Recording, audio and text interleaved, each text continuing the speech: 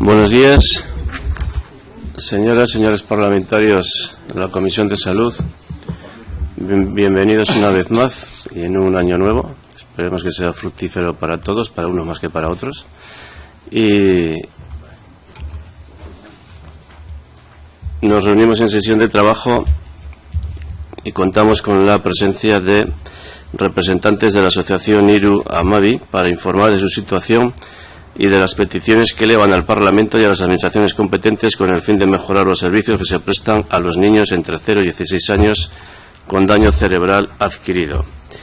Nos acompañan Yolanda Fonseca, Felipe Goicoechea, Javier Tirapu, María Ayesa. Como ha sido solicitada por el Grupo Socialista, señor Caro, tiene usted la palabra. Adelante. Pues muchas gracias, señor presidente. Buenos días, y aprovechando que es la primera comisión que celebramos en este año 2015, pues aprovecho para felicitarles a todos el año y desearles lo mejor. Quiero empezar por agradecer a la asociación Hiru Hamabi su presencia hoy aquí en esta sesión de trabajo, por permitir que conozcamos quiénes son y sobre todo por permitir que conozcamos cuáles son sus reivindicaciones que espero queden claras a lo largo de la mañana de hoy, y reivindicaciones que intentaremos captar para ver si entre todos es posible que alguna de ellas, al menos, si no todas, pues puedan ir tomando cuerpo en los próximos meses o en los próximos años, para que todas aquellas personas, aquellos niños en este caso, que sufren daño cerebral adquirido, pues puedan ver mejorada la atención que hasta este momento reciben. Y no solo ellos, diría, sino incluso también las propias familias, los propios padres y las propias madres, que en muchas ocasiones se encuentran ante una situación en la que difícilmente saben exactamente qué es lo que tienen que hacer, cómo tienen que atender a sus hijos o a sus hijas. Yo creo que si hoy acabamos conociendo quiénes sois, si conocemos vuestras reivindicaciones y qué papel esperan ustedes que juegue una institución como el Parlamento, pues quizá de esa manera estemos un poquito más cerca para poder ayudarles. Y como todas estas son preguntas que tienen que responder ustedes, pues directamente les cedo la palabra. Muchas gracias. Gracias. ¿Quién va a hablar en primer lugar? Sí, no sé cómo se le... Yolanda Fonseca. Adelante. Buenos días a todos, Egunon.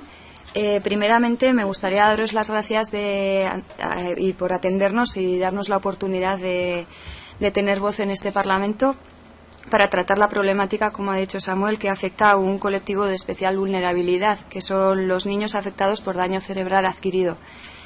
Si os parece, voy a presentaros a mis compañeros.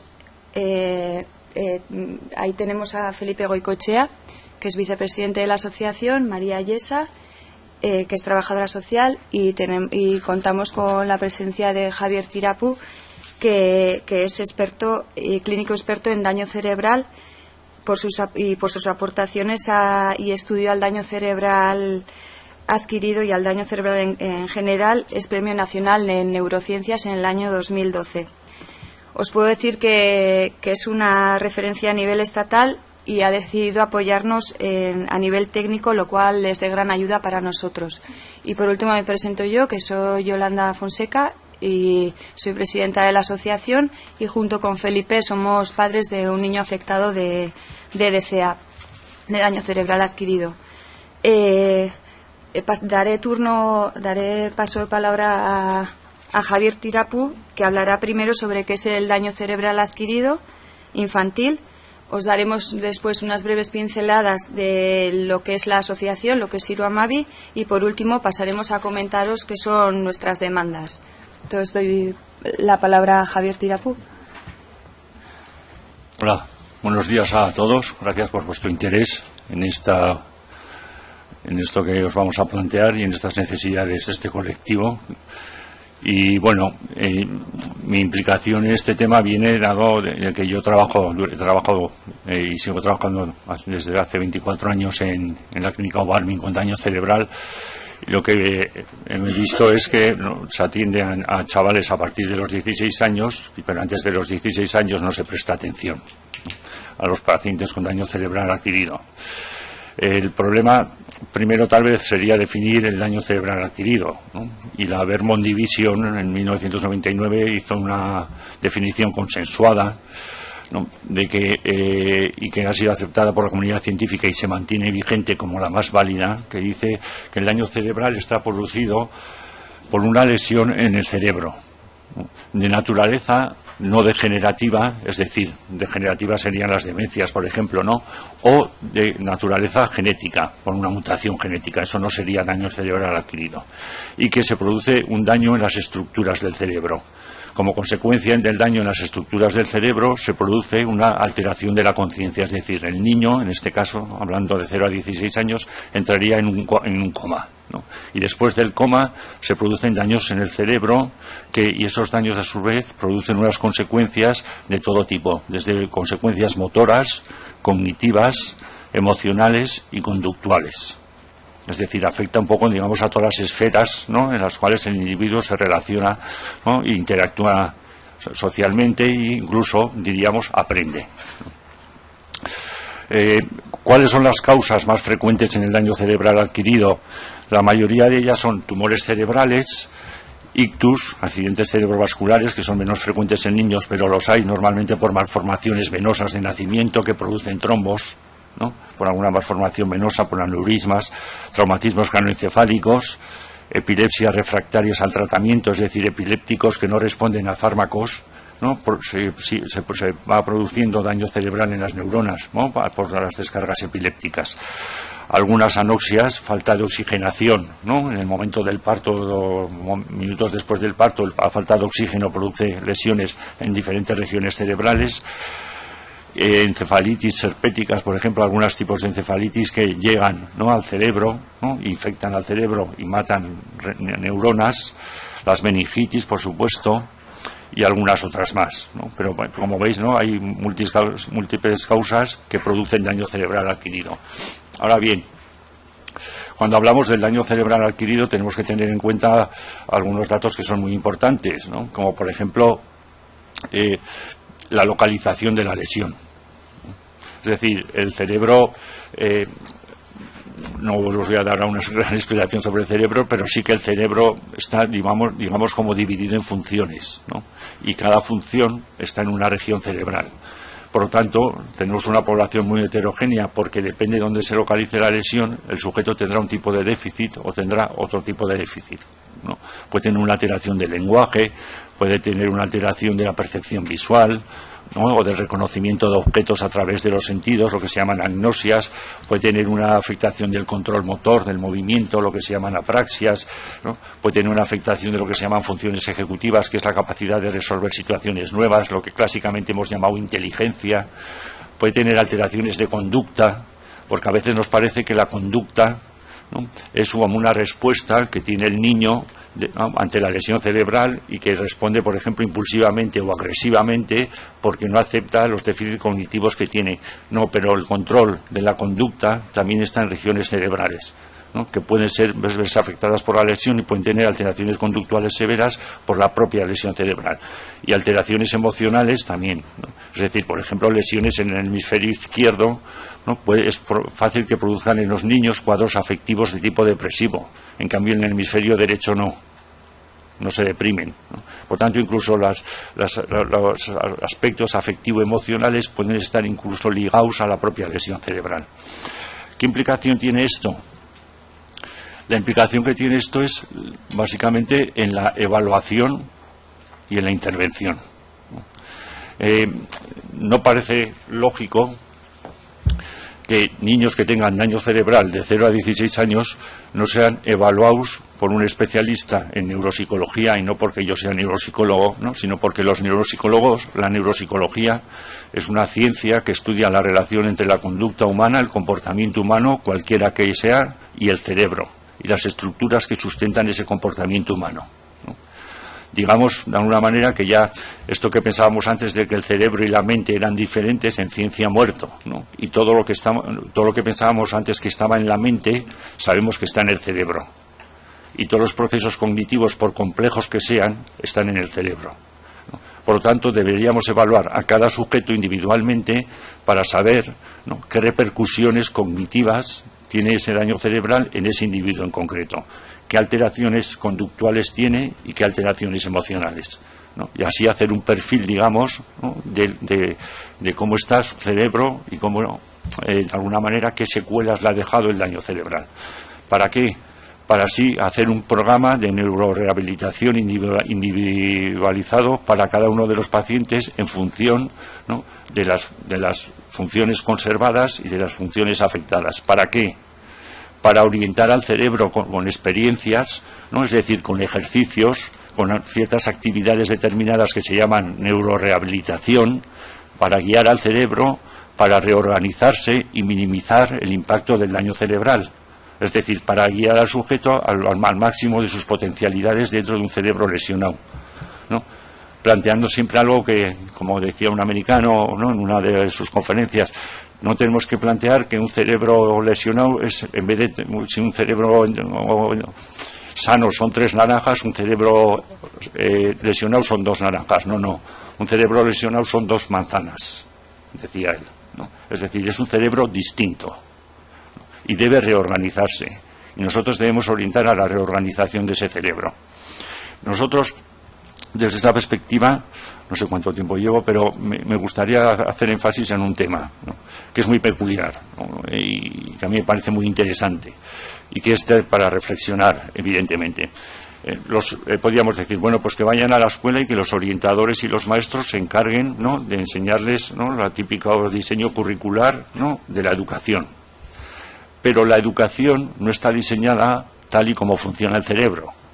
Es decir, los orientadores, ¿no?, acabo de estar la semana pasada hablando a todos los orientadores de la Comunidad de Aragón y me decían, ¿no?, de cómo funciona el cerebro, y decían, es que nosotros no tenemos ni idea de eso.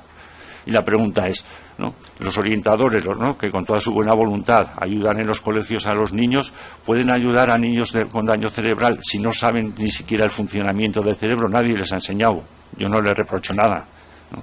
Pero estos niños necesitan una intervención específica diseñada por especialistas que sepan cómo funciona el cerebro y cómo reorganizarlo, ¿no?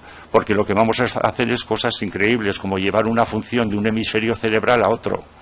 Por ejemplo, si un niño tiene una lesión aquí en la parte izquierda y no habla, ¿no?, y tiene 7 o 8 años, vamos a intentar, con ciertas actividades muy determinadas, llevarle el lenguaje a la parte derecha aquí atrás.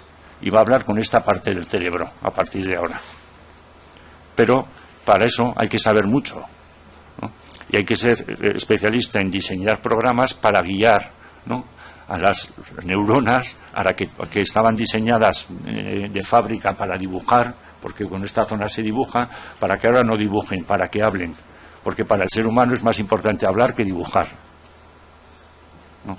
Y para todo esto hay que saber bastante, ¿no?, de neuropsicología, porque si no es imposible diseñar buenos programas. Y además hay que tener, como he dicho antes en la evaluación, hay que tener buenos instrumentos de evaluación neuropsicológica, ¿no? Porque claro, en las escuelas que tienen, pues básicamente test de inteligencia, ¿no?, para saber si los niños tienen más inteligencia verbal que manipulativa, si se puede explicar el bajo rendimiento, los problemas de aprendizaje por la inteligencia, pero no estamos hablando de inteligencia, estamos hablando de múltiples funciones cognitivas, y cada una de esas funciones cognitivas requieren instrumentos específicos de evaluación, y no solo instrumentos específicos de evaluación, requieren otras 2 cosas que me parecen fundamentales. Primero, que el que evalúa, el que pasa los test, tenga modelos en su cabeza de cómo funciona el cerebro, ¿no? Y segundo, que sepa interpretar los test adecuadamente para, a base de la interpretación del test, pueda diseñar programas de neurorehabilitación específicos adecuados, ¿no?, para guiar a ese cerebro a lo que todos queremos, ¿no?, que mejore hasta su máximo potencial. Y creo que eso es un deber que tenemos, ¿no? Me parece además un poco contraintuitivo, y además lo digo con todos los respetos, que un señor de 89 años con un ictus, ¿no?, con una hemiplegia izquierda, ¿no?, haga rehabilitación. Me parece muy bien que la haga, ¿no?, pero un niño con 12 años con ventanas de plasticidad cerebral ¿no? La capacidad del cerebro para reorganizarse es altísima hasta los 23 años, ¿no? Luego se cierran las ventanas de plasticidad cerebral. Me parece absolutamente contraintuitivo que no hagamos esto con un niño de 13 años, 12 años, 10 años, con ventanas de plasticidad cerebral abiertas, ¿no? Y con una capacidad inmensa de reorganización del sistema cerebral para minimizar los daños, ¿no? Producidos por una lesión, ¿no? Y yo creo que este es un deber nuestro, el comprometernos para que haya un buen tratamiento para estos niños. Y bueno, básicamente es esto lo que en grandes líneas os quería transmitir. Vale, os voy a hablar un poquito de lo que es Iru Amabi. Bueno, Iru Amabi significa 3 de diciembre, es el Día Internacional de las Personas con Discapacidad y es el día que señalamos para arrancar esta iniciativa hace un año, en el 2013. La iniciativa surgió del vacío de ver que no hay nada específico para los niños afectados, de ver que existen centros de atención especializados y asociaciones que en la mayoría de los casos los menores no son admitidos en esos programas. Os adelanto, y como ya ha comentado también Javier, que no entendemos la frontera de los 16 años para poder participar en los programas y los tratamientos neurorehabilitadores. Actualmente la asociación la conformamos 10 familias, 6 en Navarra, 2 en Euskadi, 1 en Madrid y otra en Baleares. Y es la primera asociación de daño cerebral adquirido enfocada exclusivamente a la población infantil en el Estado. Nuestros objetivos como asociación son sensibilizar a la sociedad, la búsqueda de recursos, que las familias no se encuentren perdidas y el apoyo sobre todo entre familiares. Bueno, como he comentado hace medio segundo, en Iru Amabi no entendemos la frontera de los 16 años establecida no solamente en Navarra, sino en el resto del Estado. Las diferentes franjas de edad tienen distintas particularidades en los procesos de rehabilitación, pero a nuestro entender, en ningún caso una franja de edad debería quedar excluida de los tratamientos probados como eficaces.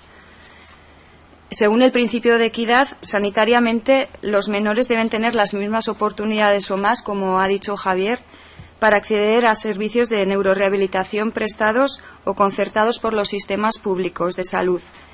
Impulsar al niño a desarrollar las potencialidades del ser humano, como ha dicho, y así conseguir que la vida biológica salvada se convierta en una vida biológica plena. Creemos que esta discriminación se produce por desconocimiento, o esa es la sensación que tenemos hasta ahora con todas las personas que nos hemos reunido, y es por lo que estamos aquí. Os voy a pasar a hablar un poco de lo que demandamos, lo que pedimos. En primer lugar, estaríamos solicitando un modelo de atención especializado al DCA infantil. Sabemos que existe un modelo de atención al DCA publicado por el Inserso, está mencionado en la documentación que les he entregado, y en el que se basa la mayoría de los centros que ofrecen servicios de neurorehabilitación. En él se considera a la población infantil como sujeto de especial vulnerabilidad. Existe también una orden foral en Navarra, la 60/2013 del 15 de mayo, del consejero de Salud, por la que se crea la unidad de daño cerebral y medular de la clínica Ubarmin, en la que se especifican los medios con los que debe contar la unidad de neurorehabilitación. En ningún momento, y según esta orden foral, quedan excluidas las franjas de edad en el proceso de neurorehabilitación. Sin embargo, los menores de 16 años no son admitidos en esta unidad, produciéndose una clara discriminación. Voy a poner un ejemplo. Por ejemplo, un niño o el ejemplo que ha comentado antes Javier, ¿no?, con un ictus, de un niño que se cae de una bicicleta, que si tiene 16 años pasaría con un traumatismo craneoencefálico, pasaría directamente a la clínica Ubarmin a seguir los tratamientos de neurorehabilitación. Sin embargo, si tuviera 10, 12, 14, es decir, que no llegara a 16 años, quedaría excluido. Tendría que esperar a los 16 años. Esto creemos que no es justo. La asociación pide que se aplique efectivamente la norma de Navarra, el parámetro constitucional de la no discriminación. No creemos que haya que cambiar la norma, simplemente habría que aplicarla. Existen las unidades ya creadas, más si cabe cuando la infancia se considera como sujeto de especial vulnerabilidad. Javier Tirapu puede hablar luego, si le preguntan, sobre los tratamientos de neurorehabilitación en detalle, porque desafortunadamente nosotros como familia afectada y las familias afectadas que conocemos no lo conocen, estos tratamientos. En segundo lugar, pedimos un estudio de situación. Los casos de DCA en la sanidad pública y privada se concentran normalmente en las consultas de neuropediatría. Tenemos unos datos, el Gobierno de Navarra, a través de la Consejería de Educación, nos facilitó unos datos que son reveladores, fueron reveladores para nosotros, que existen 28 niños escolarizados con estas patologías. Esto es, con edades comprendidas de entre 3 y 16 años. Calculamos, según estos datos, que podríamos estar hablando entre 20, 30, 40, no sabemos exactamente los niños afectados en Navarra. No somos muchos, pero hay casos y están todos desatendidos. Y tercero y último, solicitaríamos la creación de un equipo de trabajo para determinar cómo aplicar el modelo en la sanidad pública navarra. Creemos que contamos con grandes profesionales, tanto en pediatría como en rehabilitación pediátrica, y también nos consta que hay trabajo realizado y desarrollado en neuropsicología, logopedia, trabajo social, terapeutas ocupacionales en la parte de adultos. Se podría crear un equipo y, con el estudio mencionado anteriormente, crear un plan de trabajo y ser pioneros en el tratamiento de esta compleja problemática. Ahí podríamos aportar nosotros nuestro apoyo, en la realización de congresos para difusión de lo que es el daño cerebral adquirido infantil, sería cuestión de tratarlo. Por tanto, subrayando la demanda, pedimos a este Parlamento que interpele al Gobierno para favorecer un modelo de atención especializado al DCA infantil y gestionado por la sanidad pública navarra, que no sean las familias las que tengan que estar peregrinando por todos los profesionales, lo cual supone un desgaste no solamente físico, sino económico para las familias, y sobre todo estar perdidos ante unas situaciones que son tremendamente traumáticas y no sabemos cómo actuar. Acabar así con el continuo peregrinar de las familias, como he comentado, y sobre todo el no tener que buscar las familias las respuestas, ¿no? Que no vayas tú, por ejemplo, a un centro escolar, que es lo que nos pasa a la mayoría de las familias, y que sea el profesional el que te pregunte a ti como padre, es que no sé cómo actuar con estos niños, ¿no? Los padres buscamos respuestas, no buscamos preguntas. Entonces, sabemos positivamente, además, porque nos lo han constatado así, que si tuviéramos unas valoraciones neuropsicológicas que existen en el campo de adultos, esa situación sería mucho mejor. Las familias estaríamos completamente encaminadas, sería un equipo multidisciplinar el que haría el seguimiento del niño, que es lo que ocurre en adultos, y las familias estarían arropadas en todo momento. Entonces, la frontera está en 16 años y de 0 a 16 nos encontramos las familias perdidas.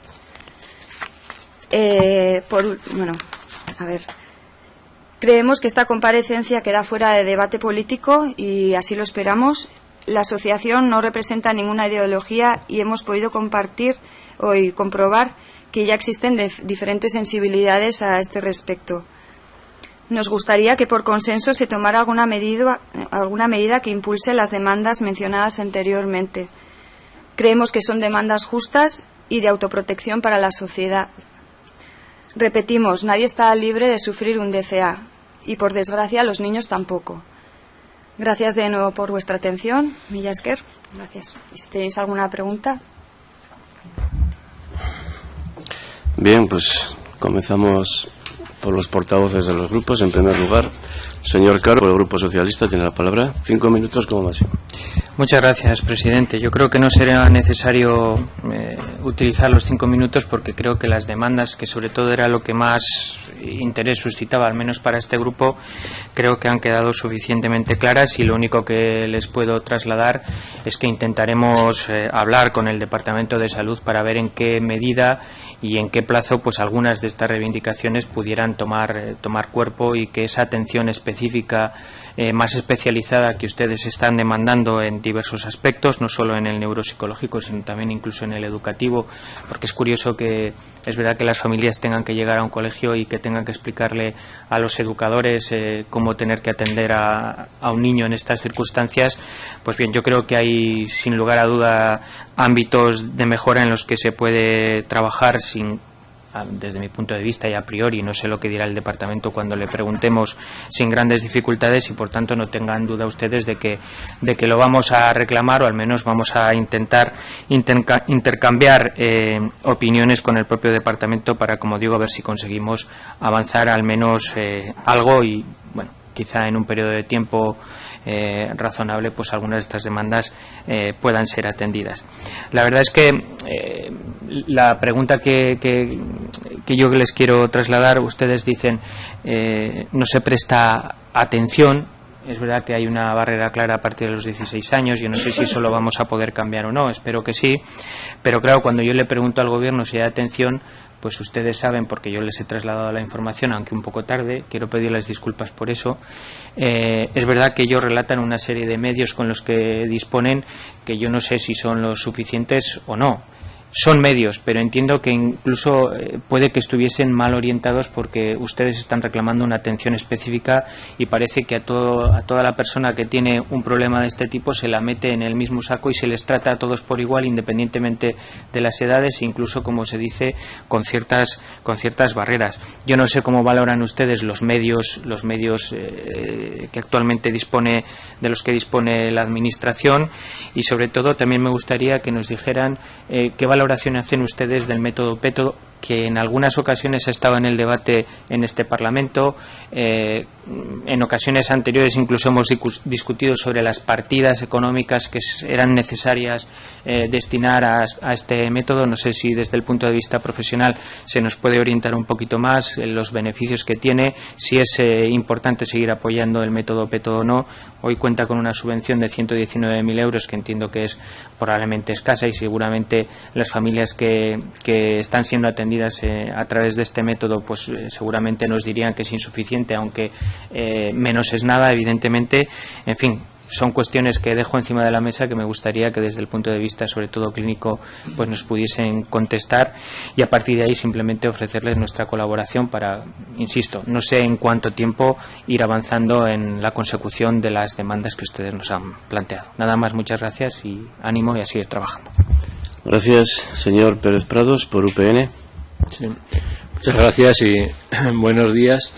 Bien, pues quería también empezar agradeciendo la información que nos han trasladado desde la asociación, los representantes de la misma, y bueno, pues en la misma línea casi que el señor Caro, de analizar un poco las demandas con el propio departamento, que nos pondremos en contacto con el Departamento de Salud en cuanto a ese modelo de atención especializado para menores de 16 años que parece que no son atendidos, por lo que nos dicen en los equipos o servicios existentes en nuestra comunidad, fundamentalmente en el complejo hospitalario de Navarra, en la clínica Ubarmin, a ver cómo está esa situación, para que, si es así, pues sean incluidos y tratados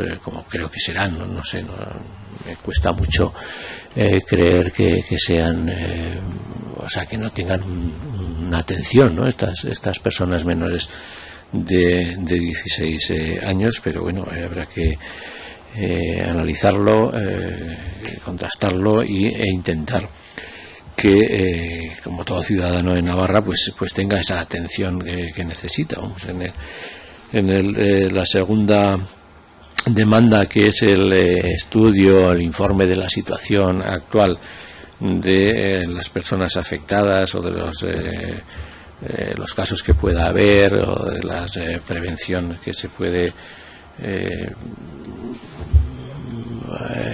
actuaciones, ¿no?, que se pueden hacer en prevención. Ustedes también han colaborado en alguna, ¿no?, con el Ayuntamiento de Pamplona en cuanto al casco de los menores en distintos deportes, o en la bicicleta, etcétera.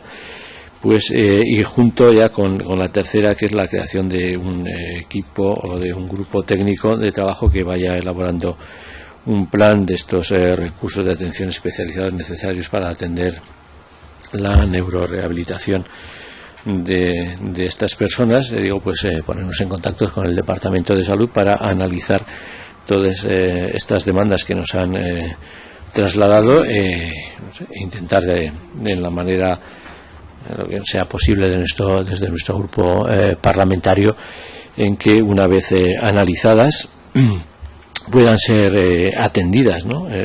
No veo mayor dificultad en ninguna de las tres que nos han presentado, y sigo con si nos podrían explicar algo más con esa que hacen con una persona, si es realmente cierto que no es atendida en el complejo, en el Servicio Navarro de Salud, ¿qué salida queda ahí? Porque a mí me sigue extrañando pues bastante, ¿no? No digo que no sea cierto, pero es que me extraña bastante, ¿no?, que no sea atendida en nuestra comunidad ninguna de las personas que necesite atención. Bien, pues acabo reiterando el agradecimiento y por lo menos intentaremos estudiar, analizar junto con el Departamento de Salud estos documentos que nos han presentado y las demandas que también nos han trasladado. Nada más y muchas gracias. Gracias, señora Ruiz Jasso, por Bildu. Adelante. Mami esker, presidente jauna, ongi etorri, gaurkoan hemen zaituztegun familiei, eta baita profesionalei, bai Tirapu jaunari, eta bai Aiesa andereari. Bueno, euskeraz zeingo dut. Daukazue. Bueno, lehenik eta behin, eskertzea, ekarri dugu zuen informazioa, eta, en fin, hemen behintzat neure ez jakintasuna lehenik eta behin onartuz, benetan, Jesus.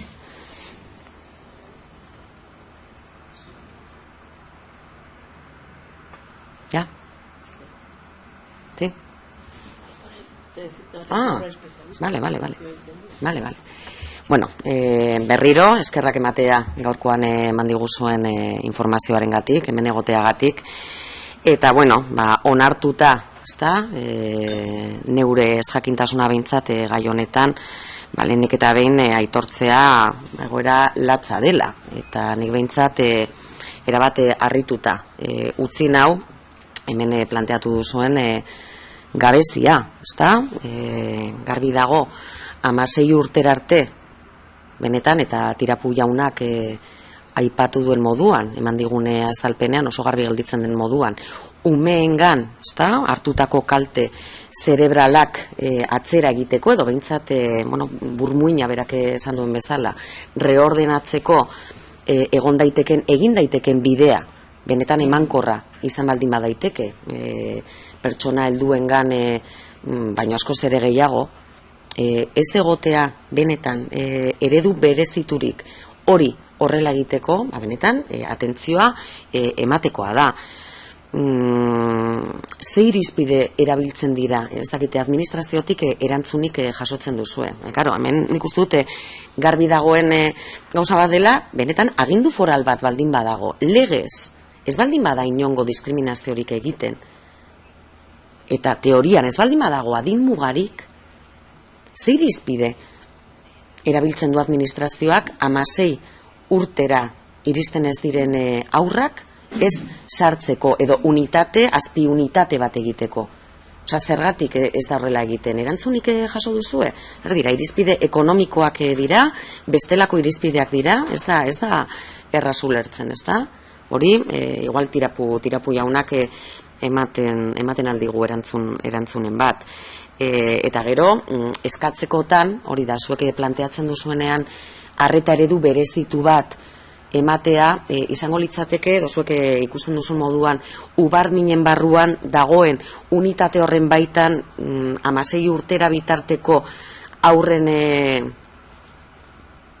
dagokien azpi unitate bat eratzea, aurrengan aurkiritzak egun berezitasunak modu zehatzagoan eta pediatrekin batera landu alizateko, pentsatzen dute segurazki hortik joango dela, ezta? Baina ikusten dute hemen eskaera oso garbia dela legea betetzea, ez? Eta benetan legez ez badago inongo diskriminaziorik, agindu foral hori garatzeko momentuan, irizpide hori aplikatzea, hori da administrazioari hemendik nik uste dut logika osoz gainera eskatzen aldioguna, ezta? Eta gero atentzioa eman dit baita ere egoeraren azterketa eskatzen duzuenean, claro, eske halako gaixotasunekin eta beste batzuekin bezala lehenik eta behin nolabaiteko zenso bat, ezta? Egin barko litzateke, esanez, bueno, nolako eragina daukan jendartean, zenbat ume dauden egoera honetan. Eta, claro, hezkuntza departamentutik soilik jasotzea datu horiek, claro, eskolarizatuta daudenak, datu horiek izan daitezke, baina, bueno, en fin, osasun departamentuak izan marko luke, ezta? Mendik ere, Pérez Prados jaunak esan duen bezala, mendik ere informazio eskaera hori ere luza dezakegu. Ia, en fin, hori guztia datu horiek jasotagon behar dira. Eta gero nik naiz gehiago luzatuko, baina bai hezkuntza arloan, claro, horrek benetan kezkatzen hau, ez? Irakasle moduan ere, claro, halako kasu batzuen aurrean benetan, claro, formazio falta. Claro, ez da bakarri formazio orokorra, bai orientatzaileen eta bai irakasleen aldetik, baizik eta gero ongi ulertu baldin badut, kasuan kasu eta aur bakoitzak izan dezakeen kaltea kontuan hartuta, claro, valorazio hori beharkotzateke benetan gero errehabilitazio programa eraginkor bat abian jartzeko. Claro, ikastetxe batean halako kaltea daukan ume bat baldin badago orientatzaileak eta klaustroak ere zehaztapen handiak beharko lituzke, bai? Ikasle horrek behar duen bidea egiten laguntzeko. Aipatu dut Irapu jaunak Aragoiko orientatzailekin saio bat egin zuela. Nafarroan eginda edo egiten da nolabaiteko formazio saiorik orientatzailekin edo ikastetxe batean detektatzen denean halako kasuren bat koordinazio lan eraginkorra egiteko modua badago zentroa eta, en fin, pediatra neurologian adituak diren pediatren artean edo benetan bestelako unitate propio bat izan arte zailtasun handiak egongo direla pentsatzen dut. Ikusten dut hori dela galdera, zer da osasungintza publikoak aurra hauei eskaini beharko lieken arreta. Eta nik uste dut zuek planteatu dituzuen eskaerekin nik behintzat garbi ikusten dut. Gainera ez da bakarrik ekonomikoa, ez da? Osa antolakuntza eta benetan baliabideak dira.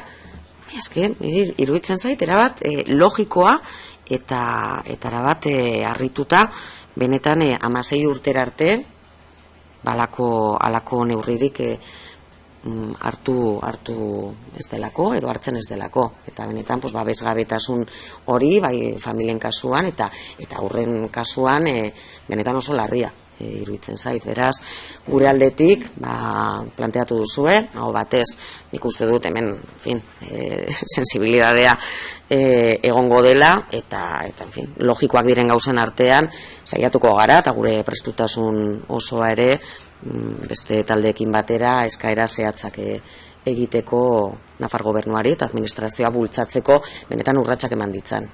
Berriro eskertzea. Gracias, señora Fernández de Garayalde, por Aralar Navai. Tiene la palabra.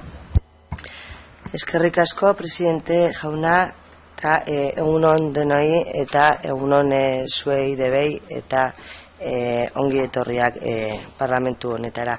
Bueno, yo lo primero, voy a empezar primero pidiéndoos disculpas, y pidiéndoos disculpas por no sé qué es lo que pasó en su momento cuando nos pedisteis para poder venir al Parlamento. Bueno, no voy a explicar todo el tema, lo único que os pido, lo primero, disculpas por no haber atendido como se merecía o como hacemos en todas las ocasiones la petición. Y después daros las gracias. Y daros las gracias porque, quiero decir, cuando habéis dicho que cuando surgió la asociación, era, bueno, porque era una iniciativa por el vacío que existía y dentro de las funciones era, aparte del apoyo entre familias y la búsqueda de recursos, sensibilidad. Bueno, pues creo que por lo menos con esta parlamentaria y este grupo, no sé si la sensibilidad o por lo menos conocer qué es lo que está ocurriendo, lo habéis conseguido, porque tengo que reconocer que no entendía cuando creo que ha sido Javier que ha empezado a hablar del problema y ha dicho que antes de los 16 años no se presta atención. Ha sido una frase que me ha descolocado. Digo, ¿cómo no se presta atención? A una patología, a un problema, ¿cómo no se le presta atención? Y evidentemente, a lo largo de las explicaciones sí que, bueno, pues me ha quedado claro y la verdad es que no entiendo. Quiero decir, existiendo los recursos y teniendo claro que a partir de los 16 años, con un diagnóstico el tratamiento es X, no entiendo por qué antes de los 16 años, con un diagnóstico, el tratamiento no es el mismo. Y además es que tengo que decir una cosa que ni siquiera creo que sea un problema de recursos económicos o tema económico. En este caso, bueno, creo que ni siquiera será es el motivo. Pero la verdad es que a mí se me ha encendido una alarma y habrá que preguntar el por qué.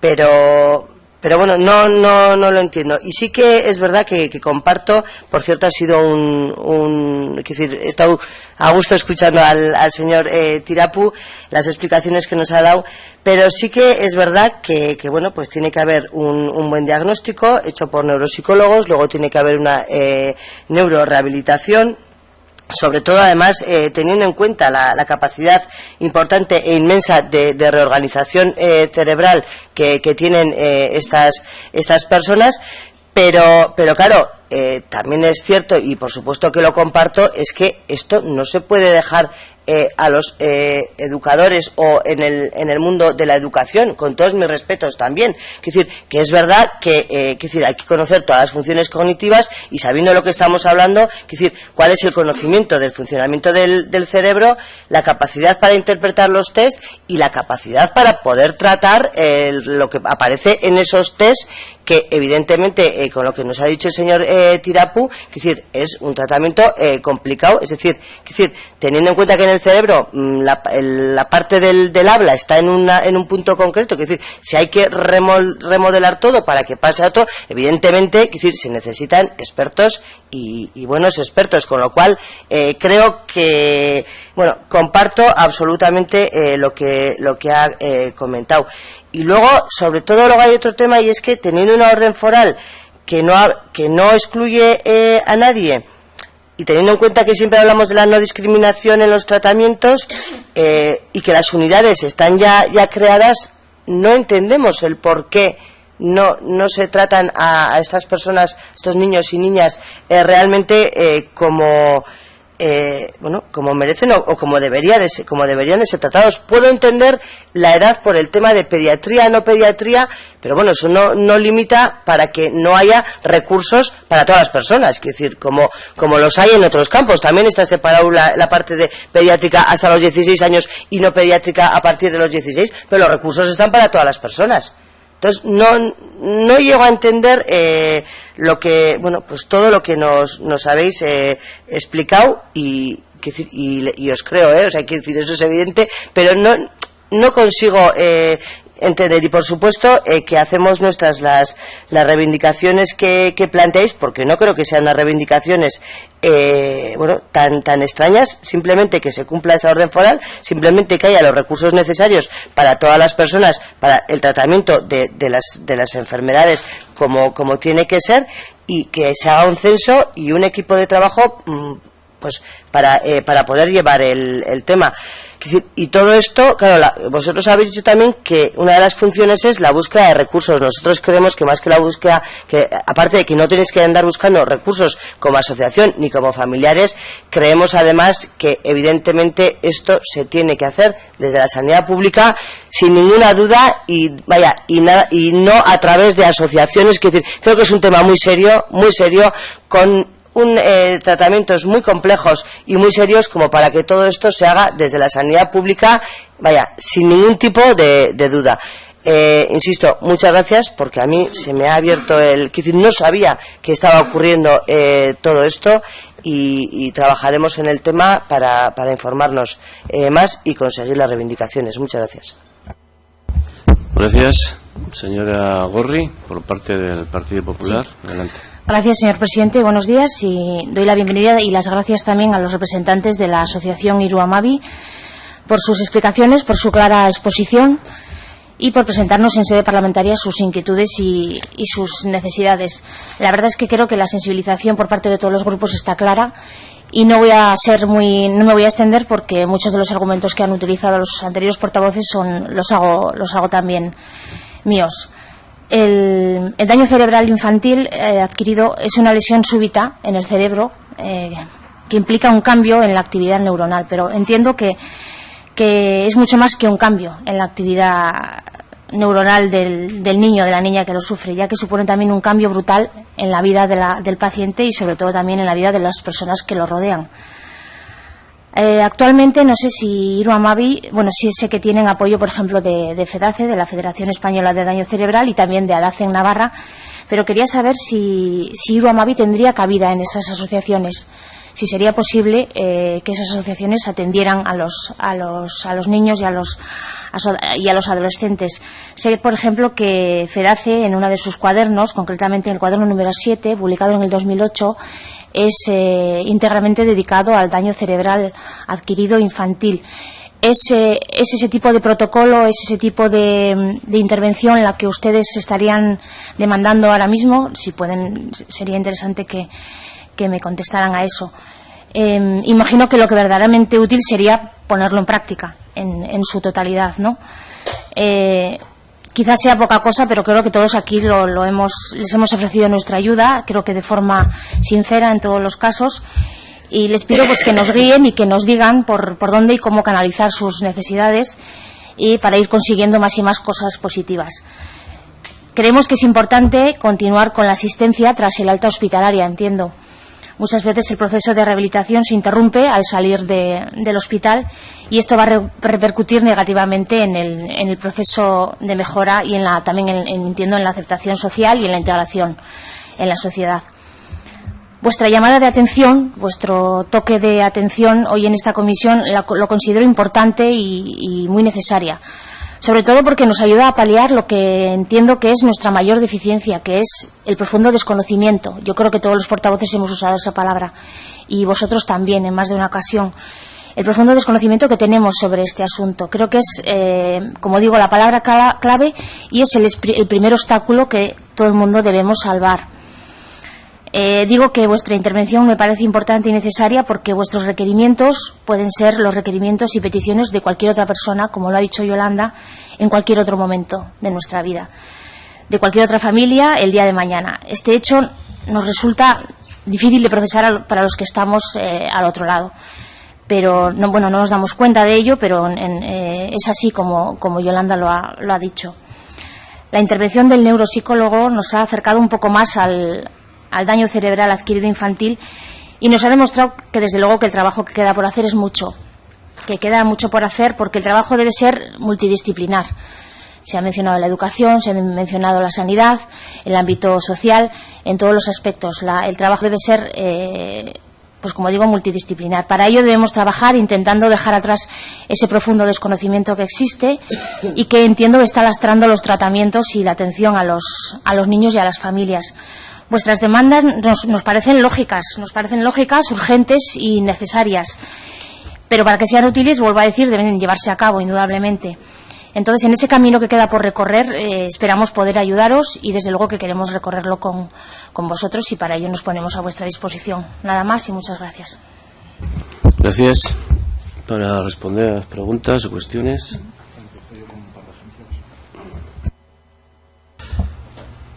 Buenos días. Gracias a todos de nuevo. Bueno, yo voy a contestar con un par de ejemplos o tres al tema de sobre que los niños no están atendidos en absoluto o que reciben un tipo de atención. Lo que yo quería decir es que existe atención en las partes más visibles, la parte motórica, digamos, existe rehabilitación en el Hospital Virgen del Camino, pero lo que no existe es un equipo multidisciplinar que atienda a los niños en su conjunto. Y al ser el cerebro el órgano afectado, pues este tipo de tratamientos son necesarios. Y os daré un par de ejemplos. Uno es el de nuestro hijo.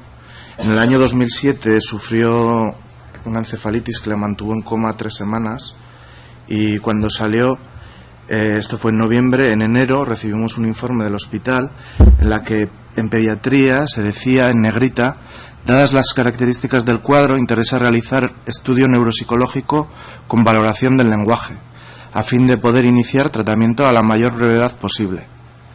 Bien, pues ahí el médico no tiene dónde enviarnos. Y lo que sucedió es que lo llevamos a una clínica, a un estudio de pedagogía privado, con un gasto de 2.000 o más euros al año, durante 3 años. La valoración neuropsicológica no existió. La hemos realizado hace 3 meses en el Instituto Guttmann de Barcelona. Y en ella se dan una serie de claves. El crío ahora tiene 10 años, donde en el colegio va a poder mantener esa información para poder actuar sobre el crío. Porque además el crío está en constante rehabilitación neurológica en un colegio. Pero se le tienen que dar a los profesionales la información necesaria para que esto funcione. Este es un ejemplo. El otro día, estando con una madre, nos dijo que, de la asociación, nos dijo que le atendía una terapeuta ocupacional en casa. ¿Por qué esta familia tiene que contratar una terapeuta ocupacional en casa y no es atendido desde el sistema público como ocurre en Ubarmin a adultos? Pero es que además nosotros ni sabemos lo que es un terapeuta ocupacional. Tenemos que hablar con ella para que nos lo diga y esa búsqueda de recursos nos lleve a que, si puede ser útil para otras familias, pues podamos utilizarlo. Eso desde el punto de vista de qué atención. Sí que existe rehabilitación motórica en Ubarmin con fisioterapia. Es curioso también ahí que un médico rehabilitador promulgue una serie de medidas como rehabilitación en las escuelas y luego un organismo de educación las recorte. Se están recortando las fisioterapias en los centros educativos, que es una medida que estaba muy bien por sacar al niño del ámbito hospitalario y realizar la fisioterapia en el colegio, pero debido a los recortes algunos niños se están quedando sin esa atención. Y por último contesto yo a la pregunta de qué integración hay con otras asociaciones. Iru Hamabi ahora forma parte de FEDACE como socio temporal porque hay un requerimiento de número de socios. Somos socios provisionales de la federación. Atendemos a niños de toda España porque sabemos que existe un vacío. Obviamente no podemos atender igual a gente en remoto, pero bueno, de dar a conocer la problemática y compartir nuestras experiencias creemos que puede ser suficiente. Y Iru Hamabi colabora con Adacen. La pregunta de Adacen sobre por qué no se atienden a los niños en Adacen, yo creo que la tienen que responder ellos. Hay asociaciones que tienen programas infantiles, sobre todo en Andalucía, también en Alicante y en Galicia, pero hay muchas otras que no tienen programas infantiles. Nosotros personalmente contactamos con Adacen hace algunos años, pero bueno, no se atendía a los menores. Y creo que la parte más técnica ya la puede explicar Javier Tirapú, quizás. Bueno, pues gracias a todos por vuestro interés, por vuestras aportaciones y por vuestras reflexiones. Y bueno, en Adacen, ¿por qué no se pueden atender? Bueno, Yo me acuerdo que hace 20 años que estuve aquí mismo, ¿no? Y a raíz de aquello se fundó ADACEN, ¿no? Porque veía que los pacientes que yo veía en Ubarmin se iban a casa y se quedaban allí abandonados de la mano de Dios. Y ADACEN es una asociación de daño cerebral, pero que atiende a pacientes con daño cerebral adultos y, lo que es más importante, ¿no?, en fase ya de secuelas definitivas o de meseta, que se llama. Es decir, no en el periodo agudo y subagudo cuando se puede intervenir, sino cuando ya las secuelas están establecidas, ¿no? Entonces, ahí no encajarían, desde esa perspectiva, no encajarían niños en fase de rehabilitación, evidentemente, ¿no? Es cierto lo que decía el señor, perdón, el Pérez Prados, ¿no?, de que algo se hará, evidentemente algo se hace, ¿no? Tenemos 4 neuropediatras magníficos que realizan muy bien su labor, pero la neuropediatría es neurología de niños, ¿no?, que básicamente lo que se hace es ver la lesión que le ha pasado al niño. Normalmente se hace una resonancia magnética o una prueba de neuroimagen para saber cuál es la lesión y se establece un juicio clínico a partir del cual se establece una pauta, como decir, no, tiene un problema de lenguaje que tiene que ser evaluado por un neuropsicólogo. ¿Y dónde está el neuropsicólogo? Esta es la pregunta. No existe. No puede ser evaluado por un neuropsicólogo que no existe. Podríamos decir, podrían ir a la unidad infanto-juvenil de salud mental, pero ¿qué dicen las unidades de la unidad infanto-juvenil de salud mental? Taxativamente, que el daño cerebral no es un trastorno mental, porque es un daño en las estructuras del cerebro que produce unas consecuencias cognitivas, emocionales y conductuales, pero que no está, digamos, en el manual, ¿no?, de las alteraciones psiquiátricas de la Asociación Americana, ¿no? Entonces no es una alteración mental. Por lo tanto, allí no tienen cabida. ¿Qué pasa en Ubarmin? Ubarmin tiene un equipo multidisciplinar, ¿no?, con una tradición, yo creo, con una visión un poco sesgada, ¿no?, porque parece como que el equipo es desproporcionado, ¿no? Tiene, fijaros, ¿no?, tiene como 4 o 5 médicos rehabilitadores, tiene como 14 o 15 fisioterapeutas, 2 logopedas, 2 terapeutas ocupacionales, un neuropsicólogo y un psiquiatra. ¿Esto qué quiere decir? Que desde los años 60, ¿no?, que cuando se empezaba a tratar el daño cerebral, no se le daba mucha importancia a las secuelas cognitivas, ¿no?, sino a las secuelas motóricas. Te quedabas hemipléjico, si se te lesionaba la parte derecha se te paraba la parte izquierda y había que rehabilitar lo motor. Lo cognitivo no era importante, cuando todos los estudios a posteriori han demostrado que a largo plazo tanto las secuelas cognitivas, emocionales y conductuales producen más afectación al propio paciente y, por supuesto, al entorno del paciente que las secuelas físicas, ¿no? Pero esto no lo sabíamos entonces y venimos de esa tradición y hay esa desproporción, ¿no?, en el equipo. ¿Por qué a los 16 años se decide en Ubarmin, ¿no?, que menores de 16 años no se pueden atender?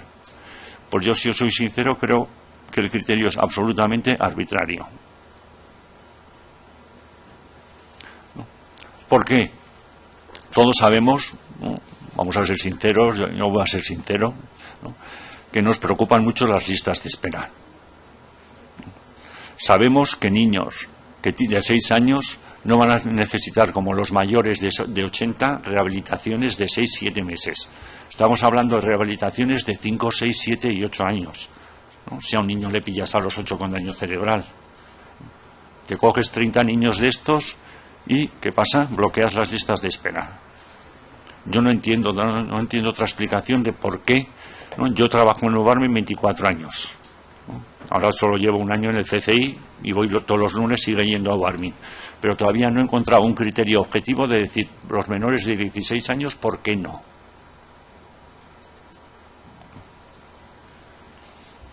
No lo entiendo. Tiene razón en esto, ¿no?, en lo que hay, y la atención hoy en día se centra en la neuropediatría, que es evaluar desde un punto de vista puramente neurológico, ¿no?, que la neurología lo que evalúa son los signos, no los síntomas, no las manifestaciones, ¿no?, de la lesión, sino la lesión, no todas las manifestaciones de la lesión. Y lo que sí hay es fisioterapia, como si el único problema que tuviesen, ¿no?, los niños con daño cerebral fuera motor, ¿no?, cuando las alteraciones cognitivas son mucho más importantes que las motoras, mucho más devastadoras y afectan mucho más a la adaptación psicosocial a medio largo plazo y a la integración, incluso laboral, ¿no?, cuando sean mayores, que las secuelas físicas. Por tanto, los criterios, desde luego, no hay ningún criterio científico para decir, ¿no?, a un niño de 12 años no hay que rehabilitarlo. No. Y menos cuando estamos hablando de lo que he dicho antes, ventanas de plasticidad cerebral. ¿No? Un niño de 14 años es un niño plástico, donde las carreteras de las neuronas pueden ser desviadas, construidas, reconstruidas, llevadas por donde tú quieras, ¿no? Tardará más tiempo de llegar a un sitio a otro, pero lo hará bien, ¿no? Son cerebros muy plásticos, porque sabemos, como os he dicho antes, que las ventanas de la plasticidad se cierran a las 23, ¿no? Por lo tanto, ahí hay que intervenir. Y además tenemos muchos años para intervenir. Y eso es bueno, ¿no? Lo que pasa es que es más caro porque son 5 años de intervención.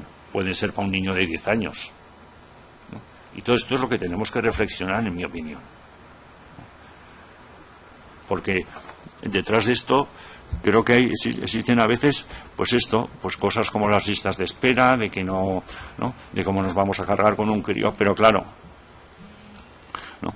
Yo, siendo también honesto del todo, ¿no?, yo estoy seguro, ¿no?, que si a un niño de alguno de vosotros que tiene, ¿no?, alguna relación con sanidad, ¿no?, o conocéis a alguien y que ha tenido un traumatismo, un cráneo encefálico con 10 años, o un hijo de un médico de Ubarmin que haya tenido un traumatismo con 10 años, lo colaríamos.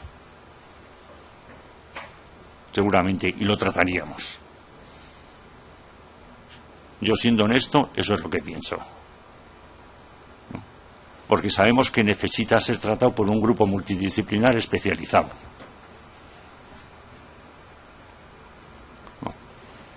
Lo sabemos, ¿no? Y yo, ¿no?, si estoy aquí es mi implicación porque me pongo en su lugar, ¿no? Y digo, ¿qué pasaría si fuera mi hijo? ¿No? Aunque no ocurriera esto, ¿no? Y no quiero hacer demagogia. Creo que esta es una realidad, ¿no? Cuanto a lo que pregunta Samuel del método Peto, yo prefiero no opinar, ¿no? Porque no, por corrección. El método Peto, si no recuerdo mal, es un método de origen húngaro de los años 40, ¿no?, y que ha seguido evolucionando, pero, ¿no?, yo no quisiera, eso habría que hablar muy despacio, ¿no?, pero solo diré una cosa. Nuestro conocimiento sobre el cerebro y las capacidades del cerebro y los modelos para intervenir sobre el cerebro de los años 40 que se diseñó el método Peto a hoy, ¿no?, se han disparado exponencialmente. Por lo tanto, el método Peto, bueno, pues no opino, solo digo eso, si me permitís. ¿De acuerdo? Y no sé qué más había. Creo que si Ubarmin, ¿no?, estaría preparado, ¿no?, decía, para asumir una unidad infantil. Yo creo que sí. Yo creo que con pocos recursos más humanos, muy pocos más, podría asumir, ¿no?, la atención de estos niños, ¿no?, creando una subunidad, ¿no?, para los niños. ¿Qué necesitarían? Pues algo más de neuropsicólogo, fisioterapeutas hay 14, pues si algún otro fisioterapeuta, pero bueno, fisioterapia también como en la escuela, un neuropsicólogo para que marque todas estas guías, ¿no?, y evalúe, ¿no?, y haga planes de intervención para los niños, para que haga neurorehabilitación, y terapia ocupacional considero fundamental, porque la terapia ocupacional lo que intenta es trasladar, ¿no?, las mejoras que hemos conseguido en las conexiones cerebrales, ¿no?, a la conducta en la vida cotidiana, ¿no? Y eso es un paso muy importante para dar, ¿no? Por lo tanto, yo creo que contamos, ¿no?, con un buen equipo, ¿no?, y creo que Navarra puede presumir de tener un gran equipo de rehabilitación neurológica del daño cerebral, ¿no?, para adultos, pero que tiene que ser extensible a los menores de 16 años y que tenemos recursos y además sabemos hacerlo. Y no sé qué más. Bueno, Sí, simplemente me gustaría decir un poquito lo que has comentado tú, que los profesionales, los profesores no tienen por qué saber de esto. Yo estoy completamente de acuerdo, es lo que ha dicho Javier también. Si hubiera una buena valoración neuropsicológica, serían los profesionales, los neuropsicólogos, los que se pondrían en contacto con los profesionales, con los profesores. En nuestro caso, que hemos hecho hace 3 semanas la valoración neuropsicológica en Barcelona, el centro se va a poner en contacto con la Ikastola que va a nuestro hijo y va a ser el que hable y les dé las pautas y pueda actuar en consecuencia. Entonces no sabemos cómo se puede articular esto. Sabemos que hay centros privados que están haciendo esas valoraciones neuropsicológicas y esos tratamientos neurorehabilitadores. Sabemos que hay un centro público, bueno, como Ubarmin, que lo está haciendo en adultos. No sabemos cómo se puede articular. Sabemos que hay una orden foral que aplica la no discriminación. Existe discriminación. Sabemos también que, por ejemplo, una persona con una lesión medular son derivados a Toledo, por ejemplo, ¿no? Y ahí no sabemos muy bien, no sabemos la edad, pero yo creo que no hay discriminación de edad. Van tanto niños como adultos, no lo sé muy bien, pero entonces no entendemos por qué a los niños con DCA, y sabemos además que si se articulara de alguna forma esto, no solamente se iban a favorecer los niños con daño cerebral adquirido, sino otras muchas patologías que seguramente están en el limbo, como estamos nosotros. Entonces, nosotros como familiares, un poco nació la asociación un poco del cabreo, porque lo vamos a decir así, es verdad. Nos costó 3 años encontrar recursos, los recursos los encontramos en Reino Unido. No es justo que una persona que no tenga recursos económicos o unas familias que no tienen por qué tener tampoco un conocimiento o unos estudios, les den un papel y necesario hacer valoración neuropsicológica. Se van a su casa y bueno, pues es que como no me dan nada más y se quedan con el niño, lo puede decir además Javier, no avanzan igual. Y no avanzan, y son niños que avanzan como un adulto cuando sufre un ictus. Si tú a un adulto lo dejas, pues igual no avanzará. Pero los niños avanzan mucho más rápido, eso es. Entonces, bueno, yo no tengo nada más que decir. Yo sé que hay desconocimiento. Nosotros siempre hemos dicho que no vamos con el cuchillo entre los dientes, que vamos a informar, a exponer lo que hay. No estamos inventando nada, obviamente. Y puede decirlo también María, todas las familias que se van poniendo en contacto con la asociación. Al final un poco el hecho de asociarnos también pues es un poco por eso, ¿no? Por crear un punto de encuentro entre familiares de igual a igual, ¿no? Porque al final los padres y madres están luchando de forma individual con este vacío. Entonces un poco encontrar ese punto de encuentro, el compartir experiencias y el conocimiento que hemos tenido hasta ahora de las familias de distintos puntos del Estado, pues el mensaje que emiten las padres y madres es el mismo, ¿no? No sé por dónde seguir, no tengo orientación, no sé si lo que estoy haciendo es suficiente o si lo estamos haciendo bien, si estos tratamientos, la mayoría privados, son los adecuados o no. Entonces, por eso la importancia de las valoraciones neuropsicológicas. Pues por eso la importancia de las valoraciones neuropsicológicas, ¿no? Que al final es la primera pauta, ¿no? Que te orienta un poquito, pues para saber cómo hay que trabajar, pues con esas dificultades, ¿no? Que van surgiendo, que es un poco lo que dice Javier Tirapu, decir, bueno, pues tiene este lado dañado, pues hay que intervenir de esta manera. Entonces eso también a las familias les hace, ¿no? Tener la seguridad o la tranquilidad de continuar con la rehabilitación, ¿no? Y no convertirse en vez de padres y madres en mediadores en todos los recursos, ¿no? En el centro educativo, en las extraescolares, en el día a día con ¿no? Con la comunidad, con los vecinos, con los amigos. Entonces, bueno, pues esa es la importancia. Sí, bueno, bien. Agradeceros a todos, sin más, ¿vale? Bien, gracias. Bien, pues gracias por vuestra información y gracias también a todos los grupos, y no habiendo más asuntos que tratar, se levanta la sesión.